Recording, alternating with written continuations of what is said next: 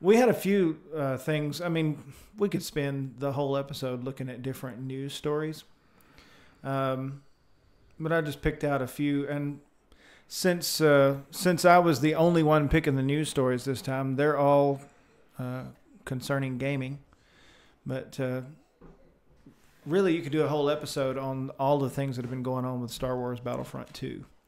But I saw this in the news today that after, and this is, what was this, GamesRadar.com?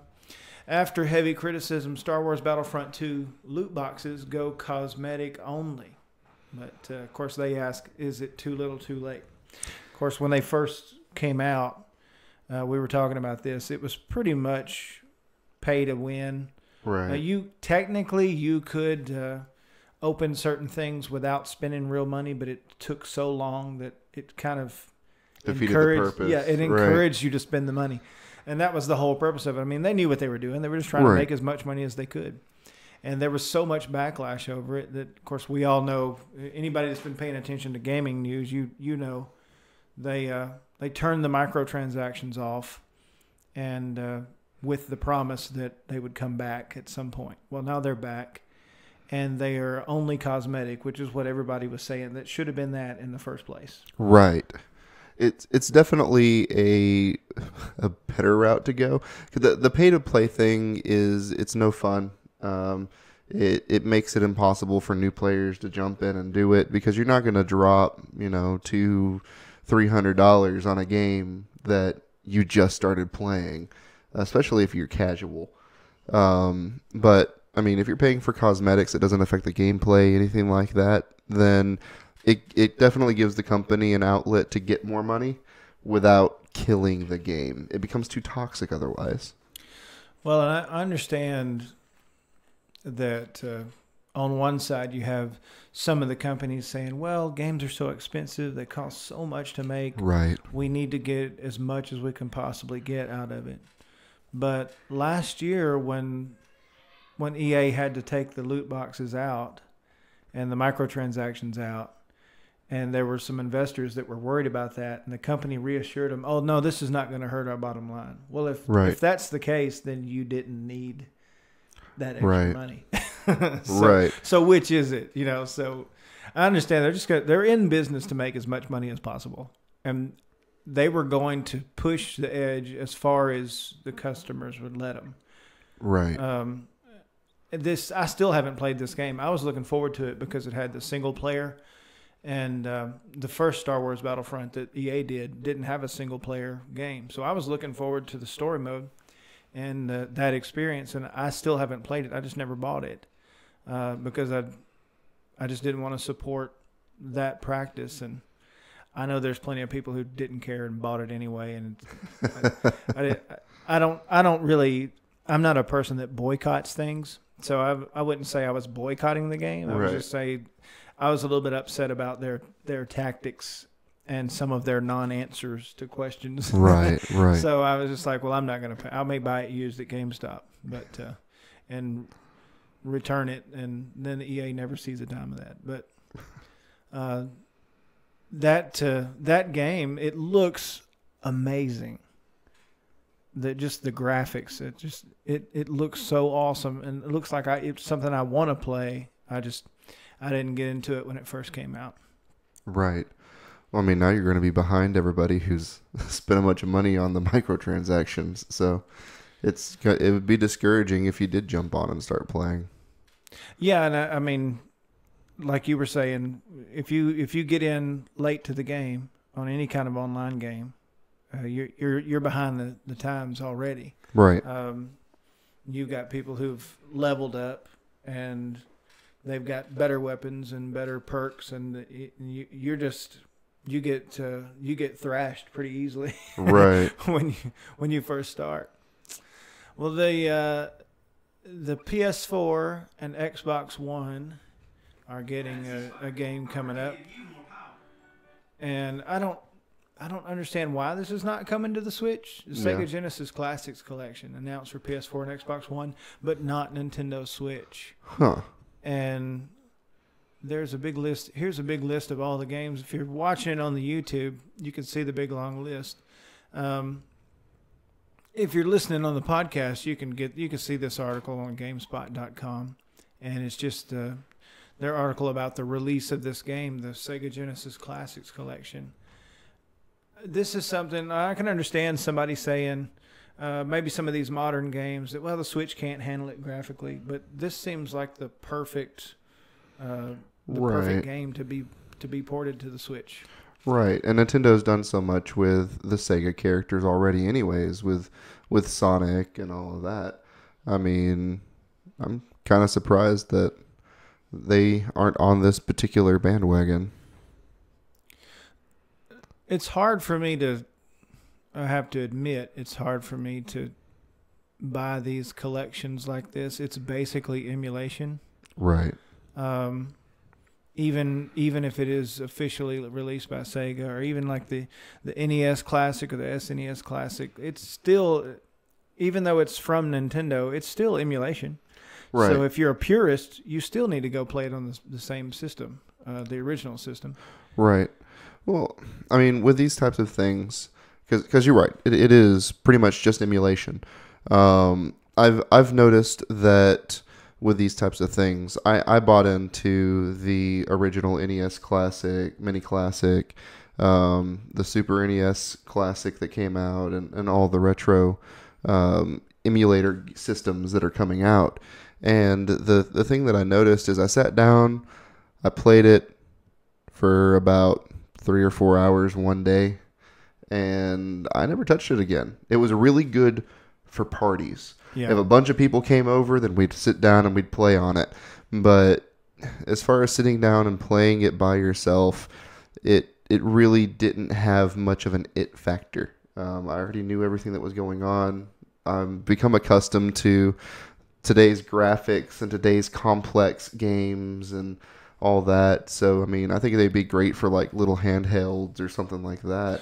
Well, I was about to say that as far as this collection from Sega. These games, like you say, they're simpler. Right. A lot of them are to be played maybe in shorter bursts. And with some of the things they add to these collections, like the ability to save states and things like that, right, it's perfect for the Switch or anything on the go where you can play a level and then save the state, and just get a little quick fix in. But no Switch for this. PS4 and Xbox One, which, like I said, to me, this is cool. Looking at this list, there's some pretty good games that you remember fondly on there.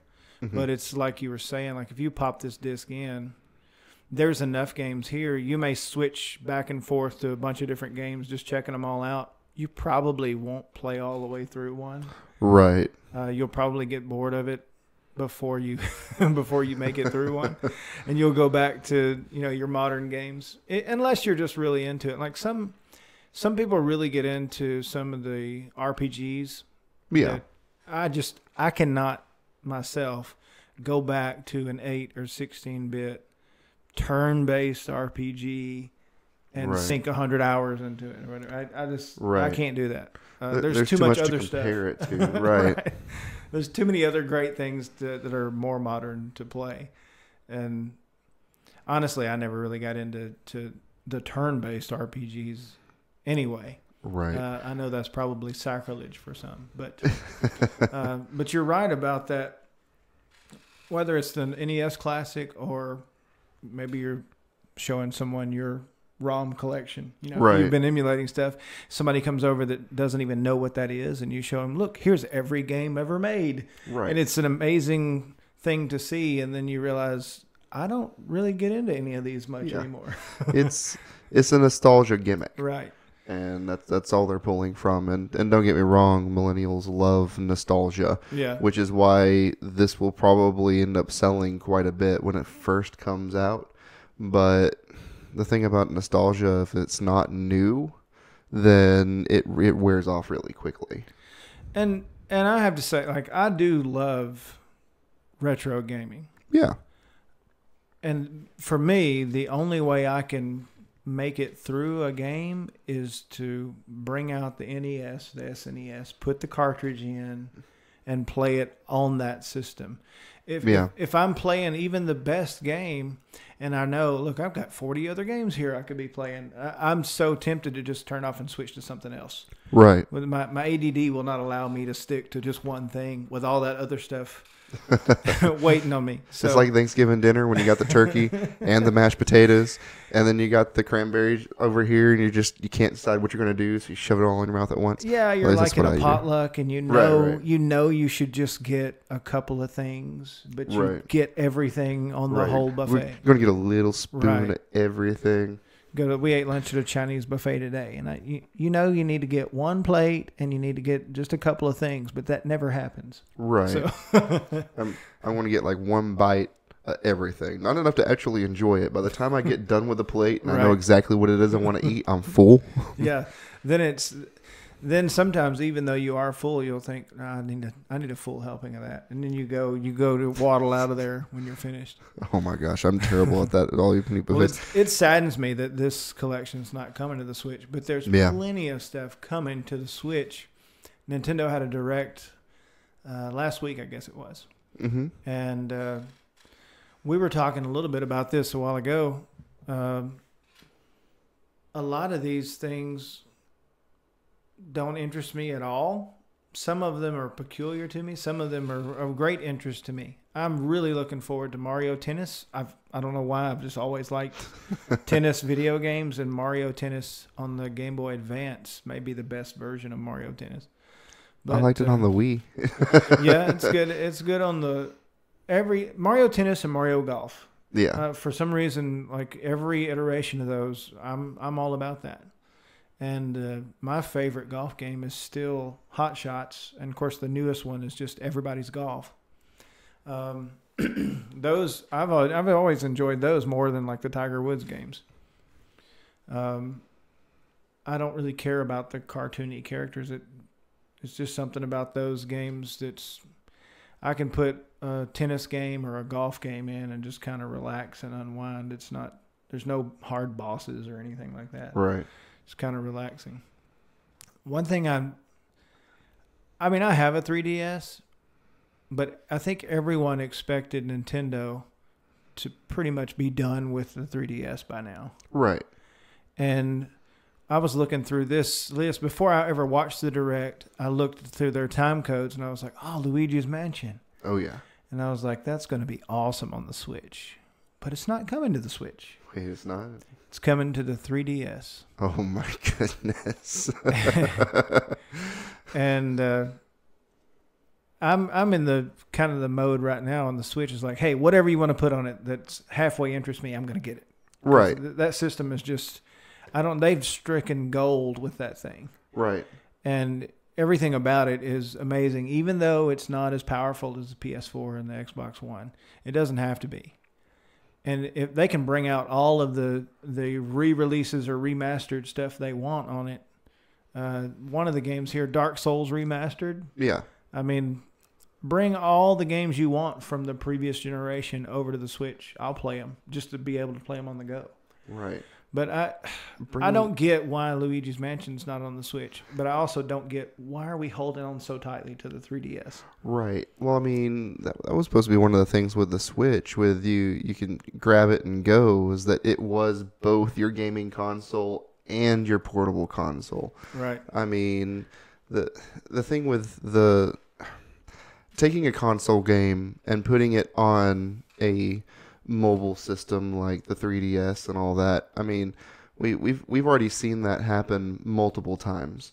I mean, we're looking at Legend of Zelda: Ocarina of Time when they did that with the original 3DS, and other games that they've brought back for the 3DS. And the thing is I went crazy for the games on the Nintendo 64 or whatever system you brought it in from, but it didn't really work as well with a portable game system as it did for a console system. And that's kind of where I'm at with Luigi's Mansion. If it's on a portable system, I don't think it's going to get the same kind of a feel as, on a TV screen with a controller in your hand, sitting down and playing. Well, and I heard somebody say about it the other day. I think it was another podcast I was listening to, and they were talking about, oh, Luigi's Mansion, what a great game to come out on the new 3DS that has that right analog stick. And I'm like, no, it's not even really an analog stick. Yeah. It's a little nub over there, and I mean, it may be fine, but it doesn't seem like it would feel nearly as good as like the GameCube controller did. Right. Or as good as a Switch would. Yeah, I don't know how excited I am about that. I loved Luigi's Mansion. That was a great game. They should have put it on the Switch. I feel like maybe you'll get like a Luigi's Mansion trilogy, because Luigi's Mansion, the sequel is on the 3DS. It was released on the 3DS. Now they have the original on 3DS. And I'm hoping maybe like in a couple of years you got the Luigi's Mansion trilogy, all of them released in one cart and for the Switch. Yeah, I could see that. I suppose that makes sense if the sequel, because I didn't know there was a sequel. I never paid attention to it. It just went under the radar. I suppose it makes a little more sense that the first Luigi's Mansion is going to be on the handheld unit, than considering that the sequel is. Right. And that's the only thing I can think of that would be why they would put it on there.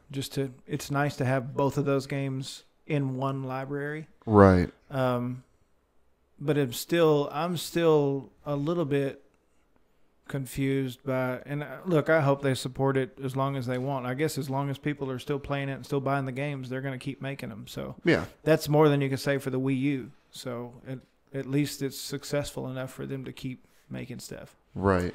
You have a lot of announcements here. Okami. Did you ever play Okami? I did not play Okami. It's probably something that someone would either love or hate. But it's I think it's a GameCube game, so that HD version on the Switch, that'll be good. Okay. Dark Souls Remastered. Yep. What a punishing series. You have to be dedicated to make it through I thought that we were going to get like a Dark Souls trilogy remastered, and this is just the first one. So I hope they do bring the other ones to the Switch. It would be nice to get those on a Nintendo console. And like I said, as many games as they want to make from that generation. Like I bought Skyrim on the Switch. Right. And that's because, I mean, you take that entire world with you wherever you go. That's a selling point for any of last generation's games. I already mentioned Mario Tennis. I'm looking forward to that. This one here, Crash Bandicoot Insane Trilogy. That is like purely Sony.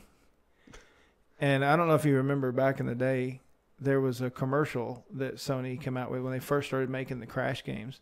There was a commercial where Crash Bandicoot was standing outside of Nintendo's headquarters and like taunting them and stuff. And Sony was making fun of Nintendo. And now it's a Sony game, a Sony property on the Switch. Right. And it's on the Xbox One too. So they're spreading it everywhere. But that piqued my interest that Crash Bandicoot was going to be on a Nintendo console. That'll be interesting. It's been a couple of years since I last played a Crash game. Just, a year or two. And this, I don't know if do you know what this is? This is like a remaster of the original 3. Okay. So the very first 3 Crash Bandicoot games have been completely redone and updated the graphics a little bit and tweaked the controls so that they're a little more modern. Right. So I wanted to play it on PS4, but I waited, and now I'm glad I did. I'm going to grab it on the Switch when it comes out. You've got some other things there. This is how I can tell the Switch is really off and running, when you have South Park, The Fractured But Whole. Right. That's something that you wouldn't expect to see on the Nintendo console. And there are other games. Dark Souls, the same way. Right. These games are making their way to it. All I want now is GTA 5 on the Switch. It can be done. It was released on the Xbox 360 and PS3. Switch is more powerful than those, so we can have it. I believe in you. If they'll just do it. But the big one, I guess, I like Super Smash Brothers. I'm not good enough to be playing in any tournaments or anything. I entered a tournament one time and I got waxed in the first round Oh, by some little no. kids. No, we So had I was like, forget this. we had a really big Super Smash Brothers tournament at the Tupelo Comic-Con last year, before the name change and all that fun stuff. And I had lots of friends, that were really good, that been playing Smash Bros with their friends and everything. And they signed up for the tournament because it was local, and they showed up, and after getting kicked out of the first round by the guys that they eat, sleep, and breathe. Yeah, that's the difference. Like I have a nice collection. It's a shadow of what it used to be because I've gotten rid of most of it.